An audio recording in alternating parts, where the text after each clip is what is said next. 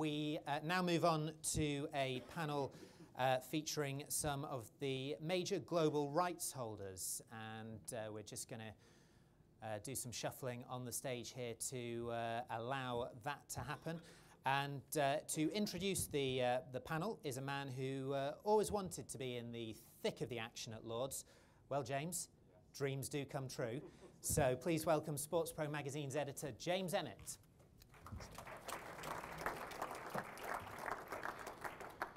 I am actually quite good at cricket, so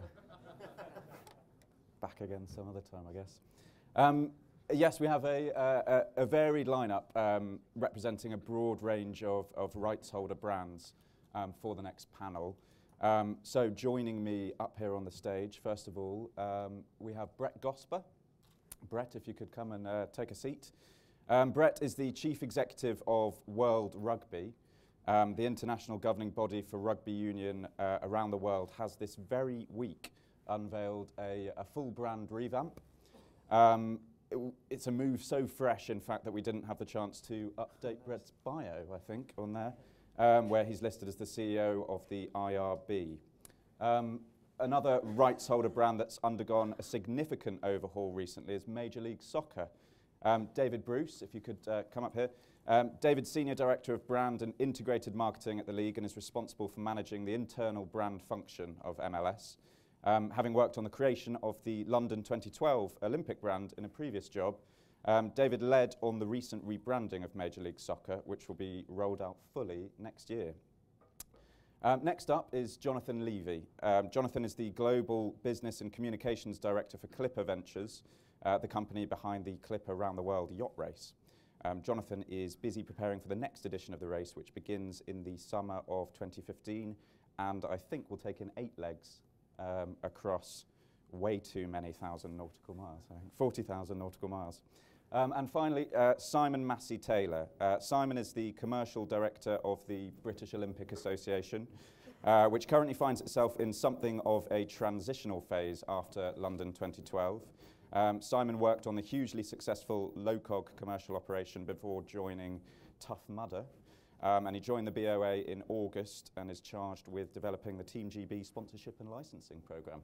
Guys, you're a long way away over there. So we have a lot to get through, but I'd like to start by asking a general question to all the panel, really. Your organisations are all responsible chiefly for putting on sports events or running sports teams. But I wanted to ask, with that in mind, how much importance do you all put on the positioning of your brand? And Jonathan, I'll go to you first. Thank you. I think it's of paramount importance. A brand is what you are. I think someone described a brand as a promise delivered. And so you have to not only live and breathe that, you have to make that work in harmony with your partners. So we work very hard to ensure that our brand presentation and proposition evolves with our event and the reach of our event. So we work very hard at that, and part of our participation here today is part of that process as we grow and position ourselves as probably a smaller challenger within the sporting arena, but nevertheless ensuring therefore we punch above our weight and we deliver excellent return on investment for our partners. Mm-hmm. Okay. Simon?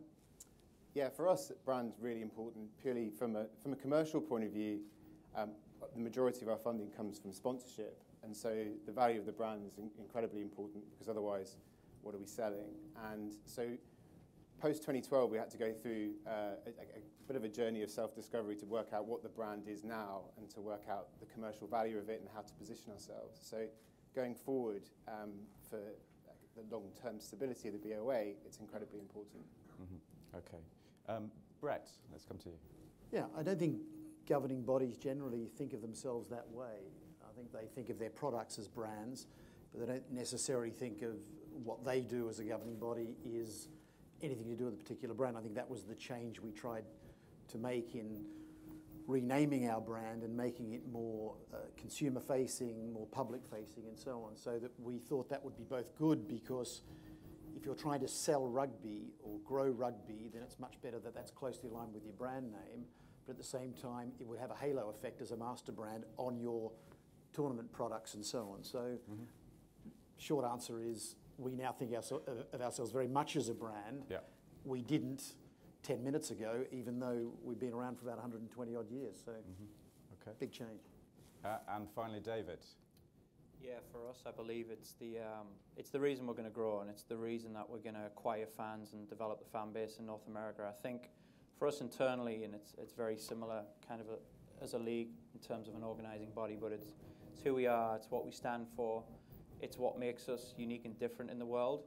And I think something that I say internally a lot to our people is it starts with our people, because if we want the external world to feel something that is different, that is Major League Soccer and all of our clubs, we first have to get internal buy-in, and that starts with the staff. That's the most important audience for our brand, because if they don't believe who we are and what we stand for, how can anyone on the outside world even feel that, whether it's in the sales community, when we're trying to sell the property, or the end user, the fans. So it's everything. It's what gets us up in the morning, and it's what fires the fan base up at night as well.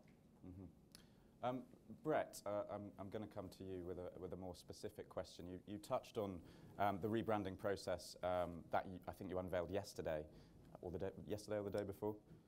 Who knows? Before. Time flies, doesn't it? Could you go into, it's quite a change.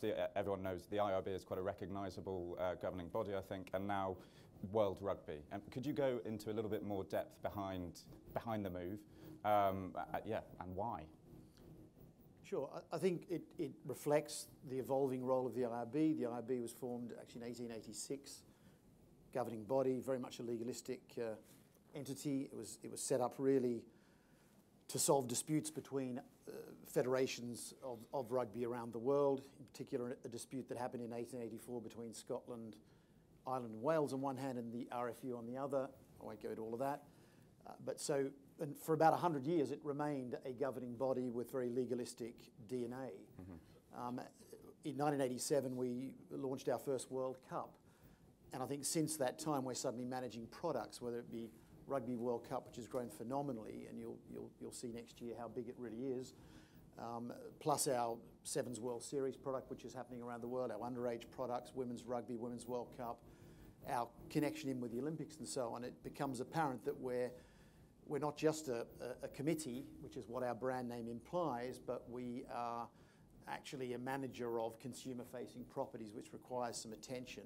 And therefore, both in terms of your growth, you want to be understood by new audiences. Certainly in rugby, people know what the IRB is, but as soon as you operate outside the sphere of rugby, where your main challenger activities are, people say, what the hell is the IRB? And if they do manage to realise it's the International Rugby Board, they think more of a bunch of people drinking gin and smoking cigars and making weird decisions or whatever, rather than the sport of rugby itself. So it was a very simple exercise in comprehension, and at the same time, it wasn't just a name change.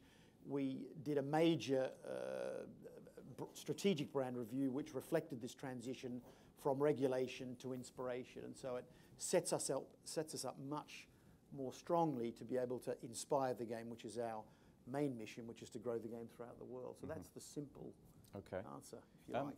Did Rugby League come into your thinking at all? Rugby League doesn't come into a lot of our thinking, to be fair. No, not really. Why would you ask that question? Well no, but it implies that... well, just, World Rugby might also encompass Rugby League. Well, it doesn't. Actually, it does in the United States, funnily enough. They come under our auspices in the United States, but no, it's a separate body. We have an MOU with Rugby League in terms of how we position the words rugby and so on. They tend to move more towards league than rugby, and we feel that's an opportunity for ourselves. Okay. David, turning to you next, you've obviously, you're in the process of going through a very similar change, updating and revamping the whole MLS brand, rebooting the logo quite significantly as well. Could you talk us through what you've done, what you're doing now, and why you've done it? Of course, and I've got a few slides, so bear with me, hopefully this works. And also bear with me, I'm going to say soccer a lot. I'm from Sunderland, I get slapped around the pub when I say soccer to my mates, so you can slap me around the pub later on, I apologise. I am talking about football when I say soccer. Okay, so I've got a few kind of images just to kind of lead the conversation a little bit and kind of talk about what we're doing. We launched our brand on September 18th this year, and it was a good 12 to 18 months in the working. We're not actually flipping it over until next season, January, middle of January. Our season basically runs from March until December, but just want to talk a little bit about the sport of soccer in North America, just because I'm sure there's some perceptions of what it's like in the room, and just want to kind of level set a little bit about what it's all about. This is an image from one of our games out in Portland, and we currently average across the season just under 20,000 fans, which puts us about 7th or 8th in the world in terms of a global kind of soccer league. This is interesting for a number of reasons. It tells you about the fan culture in North America, which is very, very different from the other sports leagues which exist over there. It's very much from the ground up. It's driven by the fan. It's very, very authentic. If any of you kind of soccer lovers out there ever came to North America and went to a game, you would feel a lot of the things that you feel going to a Premier League game or a game in England. It's really about the fan and putting the fan kind of front and centre. You don't see, like you would in some of the other sports, a brand, insert brand name here, putting on the scoreboard, the clapometer, telling you how loud to clap or to shout attack, attack, or defense, defense. So it's very much kind of led from the fan. And we really wanted the brand to feel like it was for everyone, and it was really led from the ground up, and it felt like it was something that they were part of. And that's really a huge part of kind of how we thought about strategically positioning this versus not just the other North American sports leagues, but the soccer leagues from all around the world, because we're in a uniquely competitive market. This is really interesting as well because we have this huge TIFO culture across our league. So this took about 24 hours to prepare in the stadium. Many months before that, the fans were kind of painting this and preparing it in huge warehouses. But this is endemic and indicative of the supporter culture out there. And these three words, club, country, community, actually really rest at the heart of what we do. So we're not trying to all swim in different lanes. We're all working together. We're working with the fans, working with the clubs, working with the federation, and we're all getting behind the similar thoughts and similar ideas to kind of develop and grow the brand. So if I flick to the next page, it should loop. So this, at its essence, is the new brand. And the insight here, and what you're seeing is all the clubs in the league, they've all got their own version. So the insight here is that no fan loves a league, they love a club. If we're going to grow, we have to put the club front and center. We have to allow the club to hold the conversation, to run the conversation, because we are a league, and what we've done is we've flipped the model on its head a little bit, so each club gets their own sense of the MLS brand, and that's the connection point. That's where the fan becomes relevant and creates a local connection to the soccer itself. The next slide should basically show you it all in action. So this idea of a modern brand owning a colour was a little bit of an alien concept to us. So when we really did press the reset button, it wasn't an evolution for us. It was really a revolution for us. And I think we're at a stage in our existence, we're going to be 20 next year, where we could actually do that and really bring this brand up to date to stand for who we now are. And it's a brand that's going after millennials and a brand that's doing things very differently in the market. So the idea of owning a colour to us was a strange concept. You know, a company like Kodak owns the colour yellow. It doesn't exist anymore. Some of the modern brands that consumers get really excited about own colours. You know, AOL, Google, they don't own a colour. So the idea of us owning a colour was very alien. We wanted to create a brand that could react and adapt to the world around it and to the different stakeholders that used it. So if you see the next page, this gives you a sense of, yes, we do own a colour. It's the colour of all of our clubs. So the brand is a little bit like, we call it like a chameleon. It reacts and adapts to whoever it comes up against, partners, clubs, fans. And that was really important when we're designing this, because I don't want to be a guy who's sitting behind a set of guidelines saying, you must not do this, you must do that. We want to inspire people to use. We want to inspire people to create. We want to inspire people to feel like this is their brand as much as it is the leagues and every other stakeholder in between. And the final slide I'll leave you on before I kind of pass the baton on is that this is basically what happened after launch.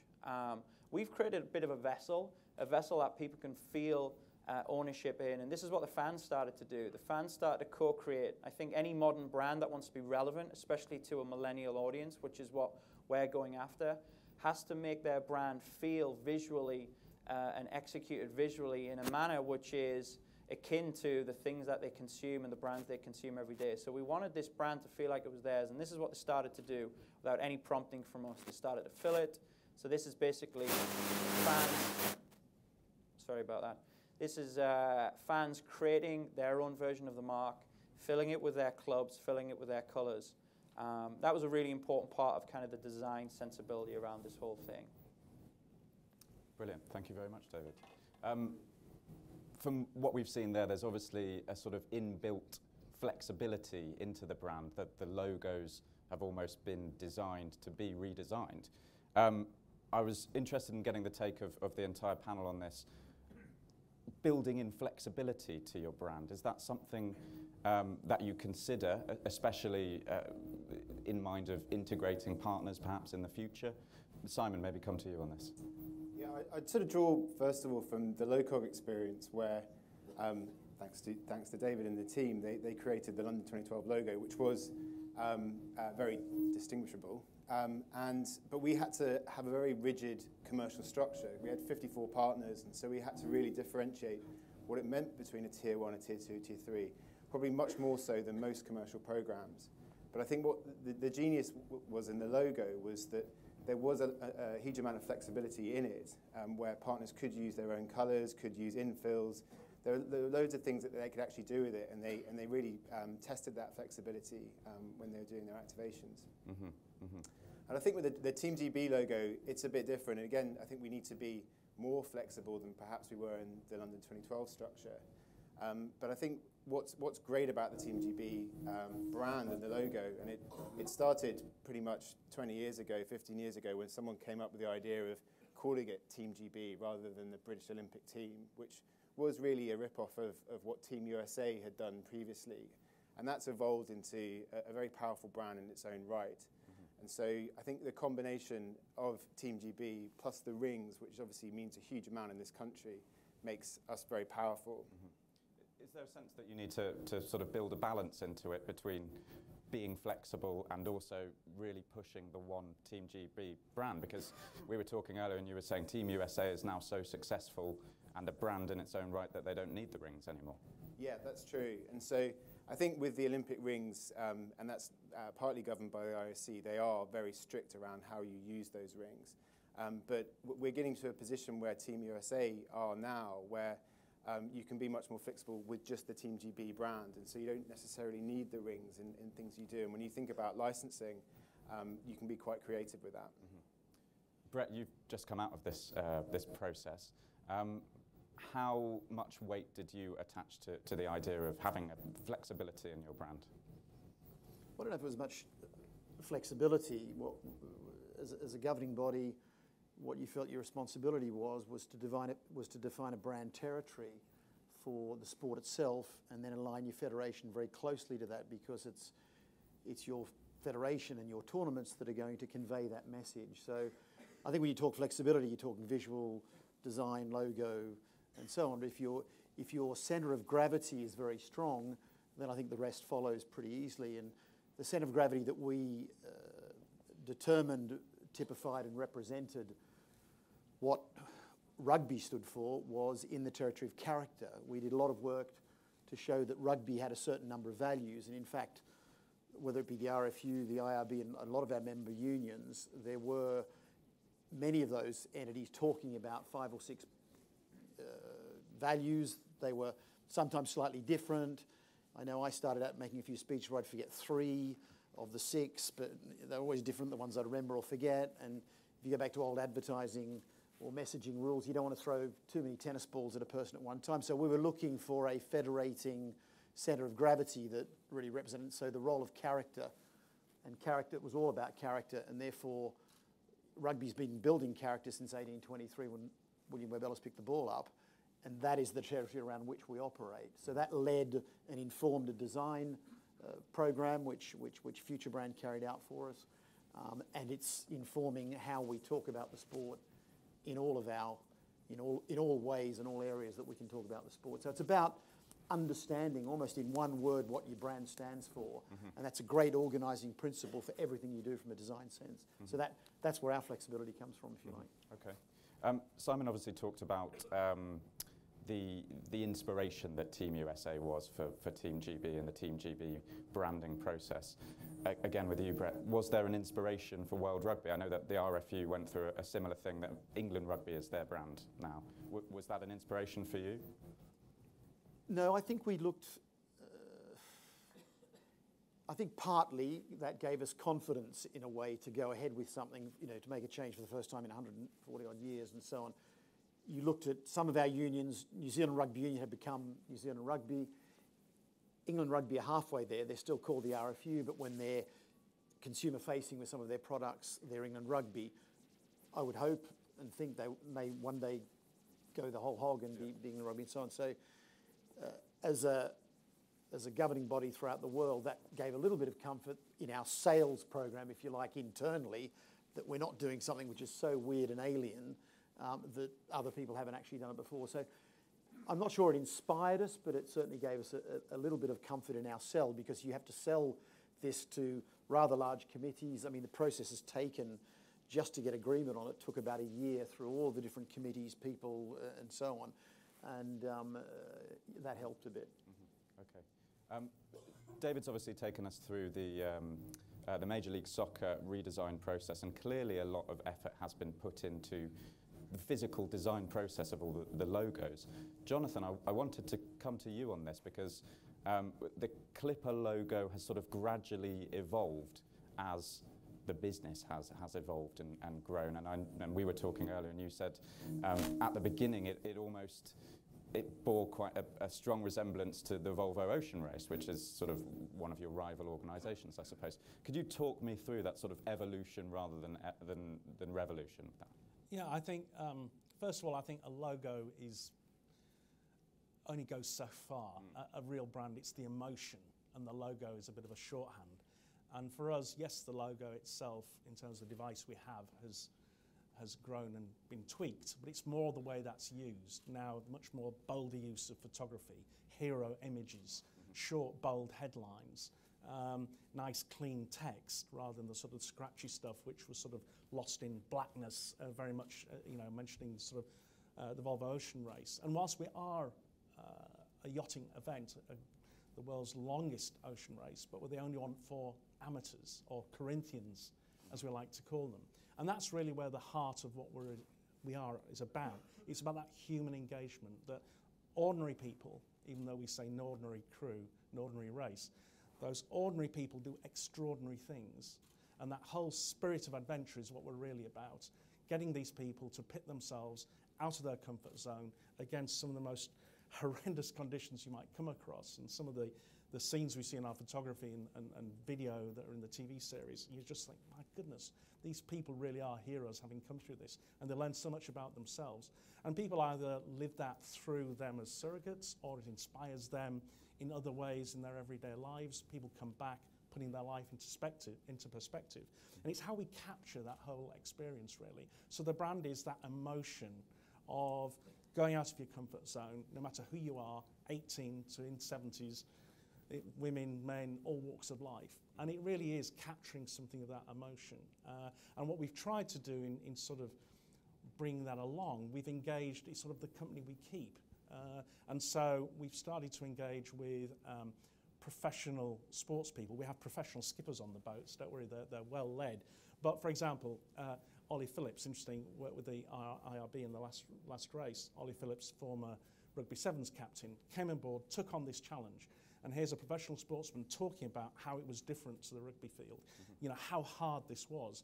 And yet we were also able to engage with Rio 2016 with the links to the Olympics, where we started the race in London. We went to Rio, and we were able to work with them, getting young kids from the favelas, Ollie showing them around the yacht, but then teaching them rugby skills on the beach.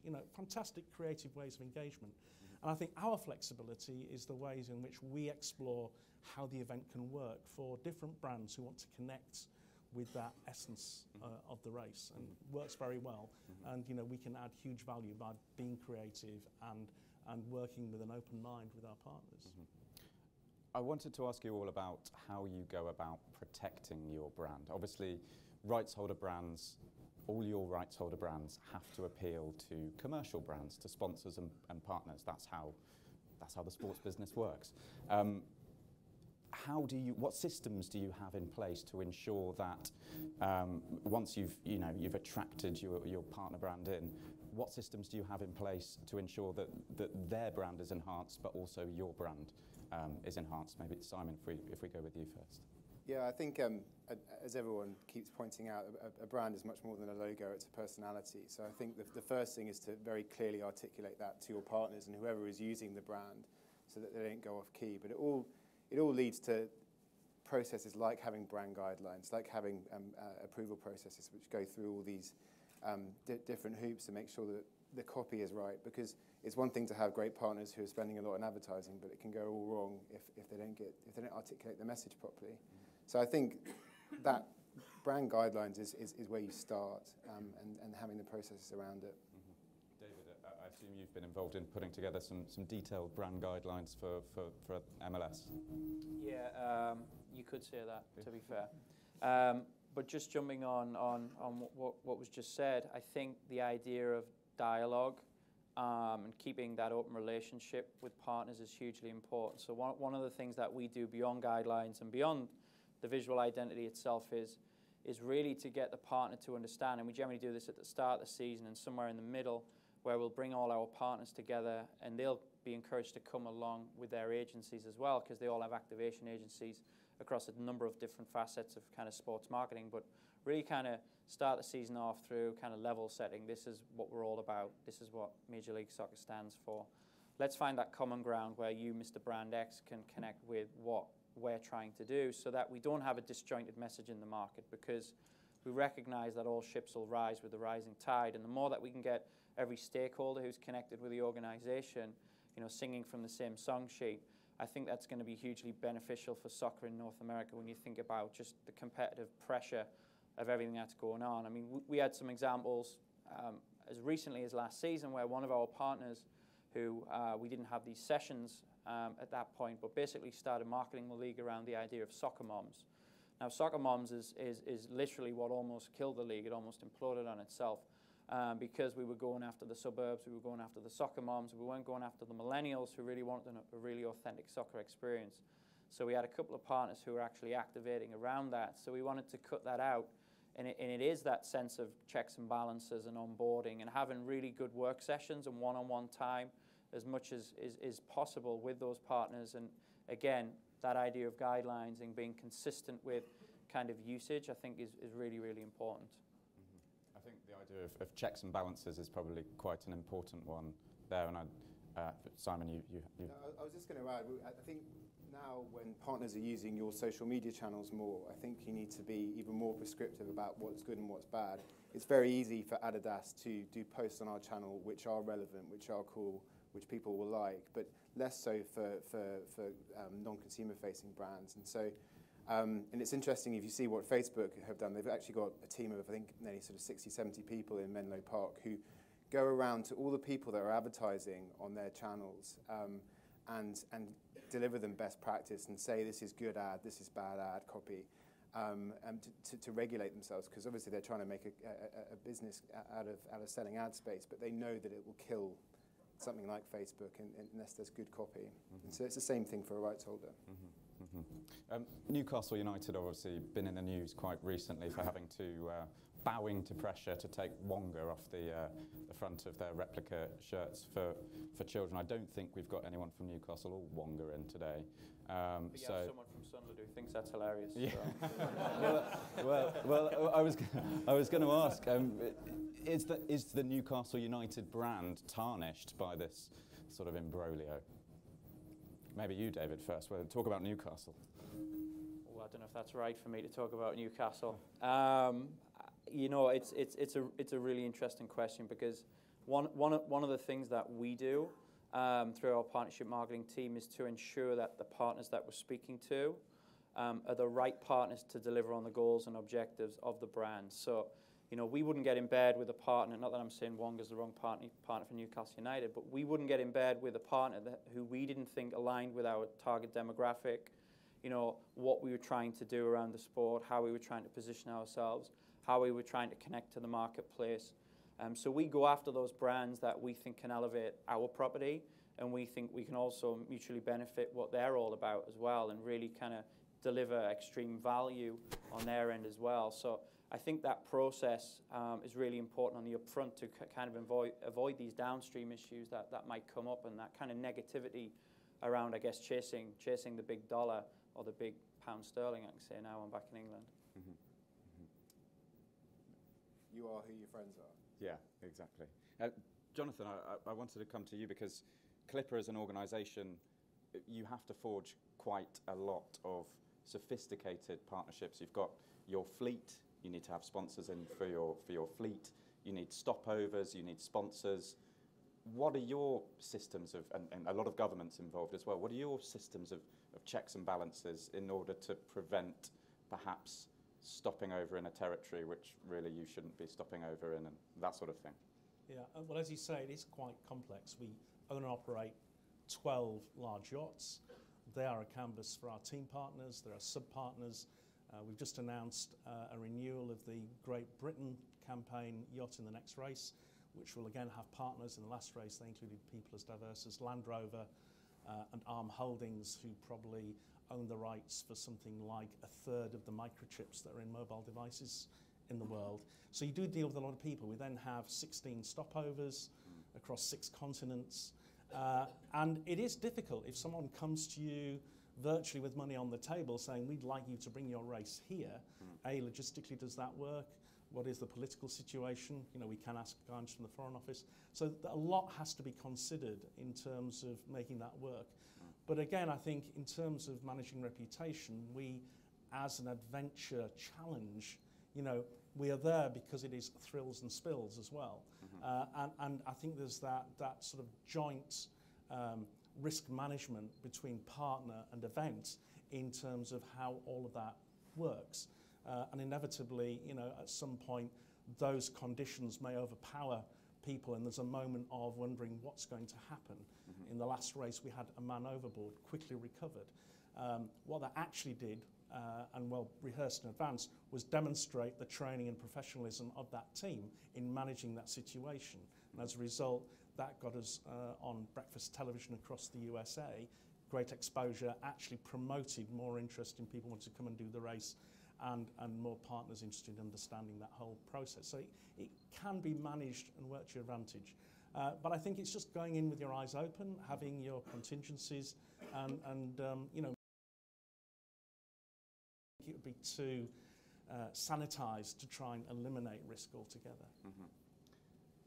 Are we reading too much into the importance of a rights holder brand? Surely if the product is good enough, it doesn't matter how sullied your brand is.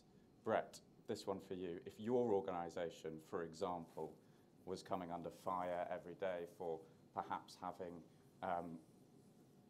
you know, reportedly given a World Cup by corrupt measures to a territory, FIFA, why hasn't, why, everyone would agree that FIFA's brand is a bit toxic right now, but yet still everyone loves football and the money keeps rolling in?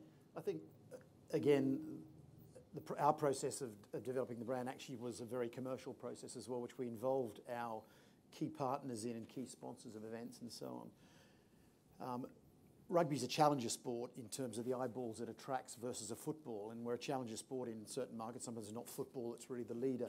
I think the more you're a challenger sport, the more you've got to rely on the associative values that you have for a brand to be associated with, rather than the eyeballs they'll collect looking at you.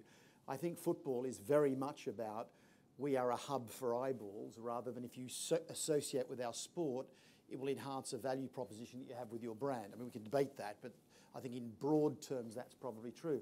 I think when you're a challenger sport, if you found that you've got certain image values that you can amplify, add clarity to, and that those brands wish to be associated with that because it builds on their own story, then you have a very important property that you need to protect.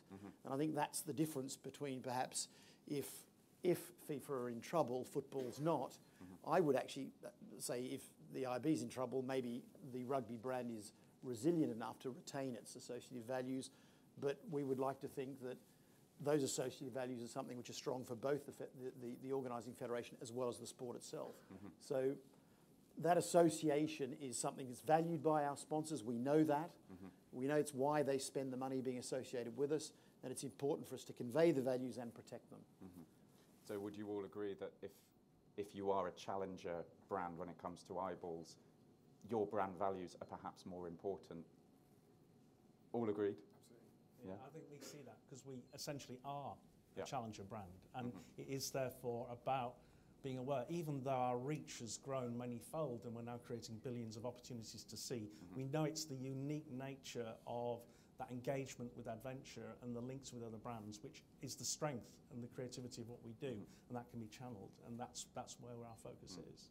Yeah, I would also say that, you know, MLS is, even though it's football, it's global football, it is a challenger brand in North America, and the need and the desire for us to connect smartly with everyone around us really works to the benefit of the growth of soccer and the growth of domestic soccer in North America. You know, we can't be hell-bent on kind of swimming in that lane against the tide on our own. We have to create a brand, and we have to create a framework whereby everyone can feel like it's theirs and they can take part. When the boot's on the other foot, though, is there a risk of being a bit lazy with your brand? Simon, maybe come to you.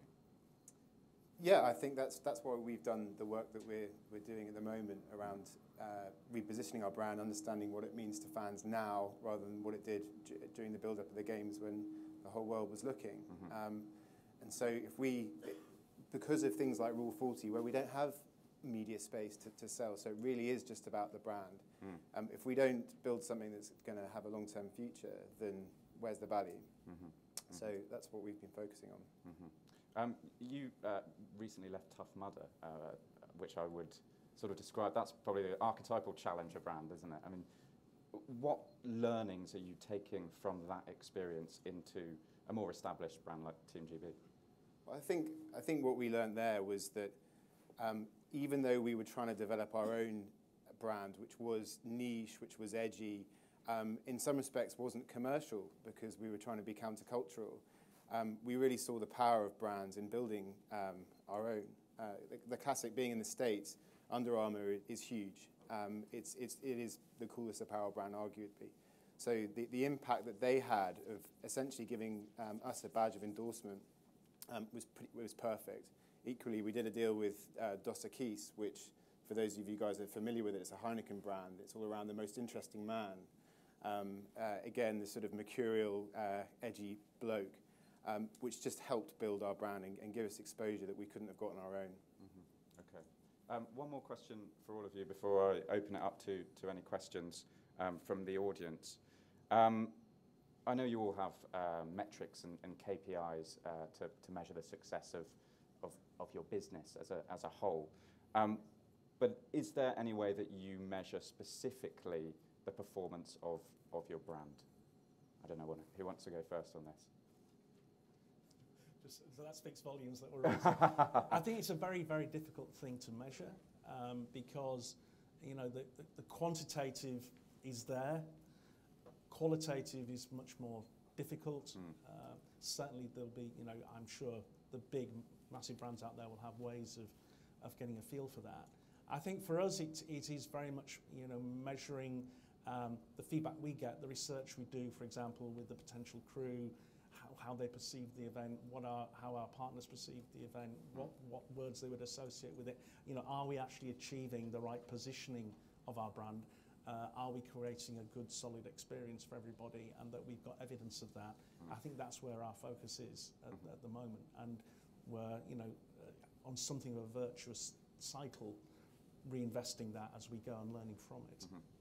Brett, how are you going to measure the success of World Rugby? It's a really good question. I think we generally measure the success of our brands through the commercial success of the events that we manage.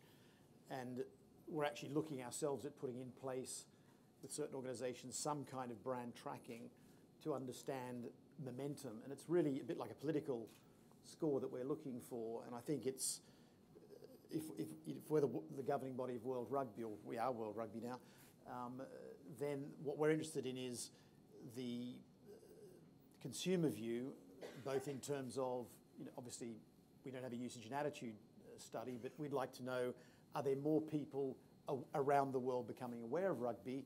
And secondly, we'd like to know the view of people whether versus 6 months ago or versus a year ago, do you think rugby's doing as well, better, or not as well as a sport than it was? And I think that's a simple indicator of momentum, which we'd like to get a good handle on. And I think if you're growing awareness, which is a big part of your development role, and you're growing momentum, then I think you can see that you're trending in the right way. And I think we're trying to work out a way we can get some very simple measures and some information back without it being too expensive for the sport on those elements. Mm-hmm. Mm-hmm. Yeah, with us, brand awareness isn't a problem. We're 99% brand awareness. And so when we did the work around what our brand meant, we identified a number of key areas which differentiated us. One was a team that the nation could get behind. The other one was a team that inspired you to want to do more. And so we just benchmarked those in a non-divisive way against other sporting properties, including the English rugby team, the football team you support, the national football team you support. And so we know we are multiple times better at conveying those types of emotions than those brands. And so we will just monitor that in the build-up to the games. And equally, around product endorsement and likelihood to purchase, we know that if you stick an Olympic logo on a product, 35% of people are more likely to buy that product. And so we just want to maintain that. Mm-hmm. And David, do you have some way of measuring the success of this operation? Yeah, I mean, I think for us, I think the measurement of brand, as the guys have alluded to, is a softer metric. We have a fan panel of about 15,000 soccer fans across North America, and we definitely track some of those kind of value statements and some of those words that people associate with our brand, and we look at that over a month-by-month basis and a year-by-year basis, and we also track that versus some of the other leagues that are in North America. But as Brett said, I think we measure how successful our brand is in kind of many other ways. It's what is that appetite in the commercial market for the desire to attach themselves to Major League Soccer, given there's a ton of other leagues in North America and other global soccer brands which are playing in our backyard. I think that's really important to see, because only our brand can activate soccer in a certain way in North America. And I also think the usage of the brand, how many people are using it, and that's basically, it's kind of checking out there all the channels in the world. Who is actually using us? How often are the partners using us? Are they using us in the right way? How many clubs are using us? How many fans are embracing it?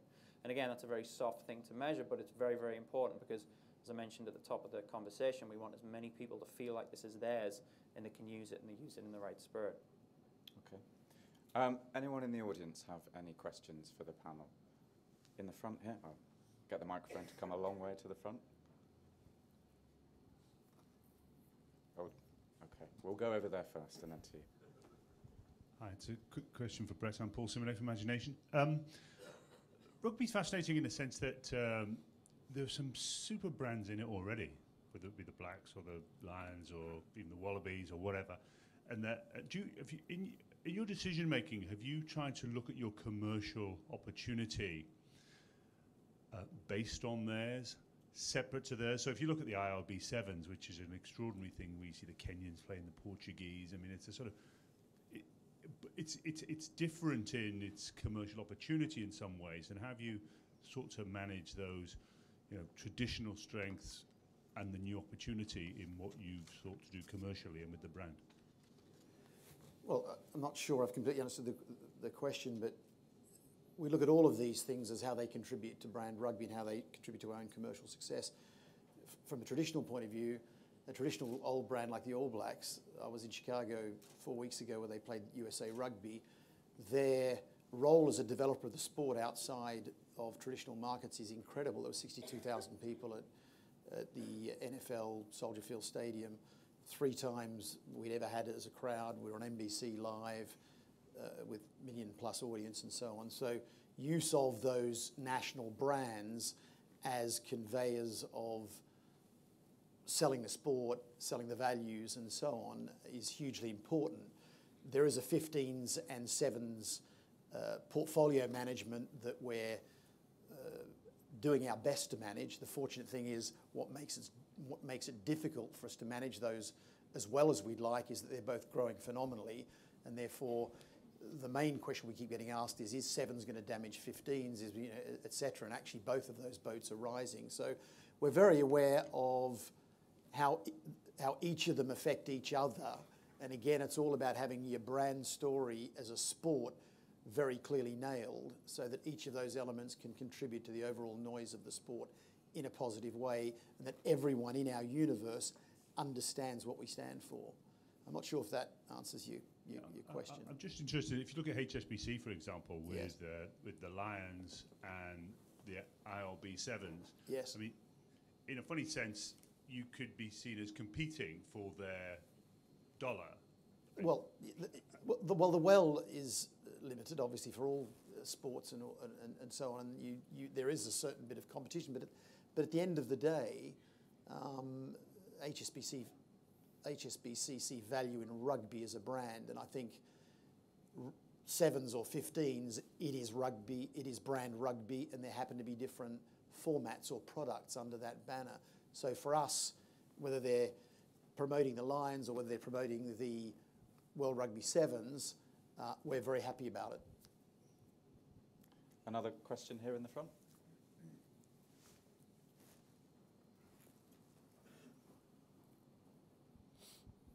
Hello there, I'm Sophie Morris from Mill Harbour Marketing, and my question's for Brett also. I was very fortunate to be at the conference earlier this week and therefore at the relaunch and the new brand. And my question's really on timing. I wonder why in the middle of a World Cup cycle, seeing as it's your biggest product that will happen next year in the old branding, why you decided to do it now? Could you explain to us why you would do that and not perhaps do it as part of the World Cup next year when all the eyes will be watching and part of the handover to Japan maybe? Firstly, we want to do it as soon as we could, and I think you've got to establish your pillar brand, which is central to all of those properties that you have first. And I think clearly outlining that the IRB brand visually and name-wise has become World Rugby was important in isolation. And then we will see over time how it rolls out as part of the look. Rugby World Cup brand is a brand in itself. It will not change its name. It's the only property we have that won't change. Everything else will become World Rugby Sevens, World Rugby Hall of Fame, World Rugby Conference and Exhibition. World Rugby will go right through everything that we do. So once we've established that visual look and people start getting a little bit used to that, we can then roll that out post-2015. I mean, the 2015 cycle began 6 years before 2015. So to get exactly the right timing, whatever that is, was less our preoccupation. It was more about establishing the pillar brand first and then people discovering it as we roll it out. And you'll see it from straight after 2015. You'll see what Japan 2019, which is where we go next, how that's brought to life with the new symbol and so on. And you'll see after this current Olympic qualifying year how the Sevens World Series will roll out with very much the symbol of World Rugby as well. So there'll be an air of family, whereas currently there is absolutely no connection between what we do visually and we think we're losing impact with that fact. So it was more planning to get things done as quickly as we could. Time for one more. Just there, gent in the red tie. Thank you. Hi, I'm Neil Smythe from Fremantle Media. My question's for David.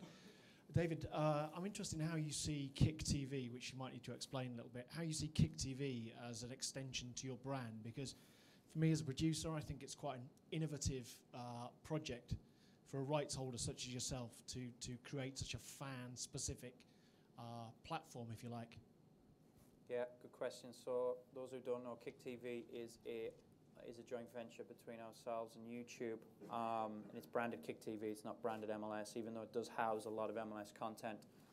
It's a YouTube channel which I think has something almost like 10 million subscribers at this point. Really, it's a vessel for us to talk about and I guess control to some degree the global soccer narrative through the lens of North America. So, you know, we also have an organization under MLS called Soccer United Marketing, which does a similar thing as it relates to representing properties that are coming into North America. So instead of them kind of doing their own thing and maybe being disconnected from what's going on in MLS, we will control the rights of a Chivas Guadalajara, or in the past Barcelona or some of the other big soccer events, FMF, the Mexican Federation. We will control that, and we'll use that kind of the benefit of MLS, and we'll kind of drive equities between the properties. So I think Kick TV is a vessel for us to do that. It allows us to do it in a very pop culture, very kind of, as you mentioned, feels very kind of user-generated way, and talk about global soccer, because soccer fans in North America follow multiple leagues,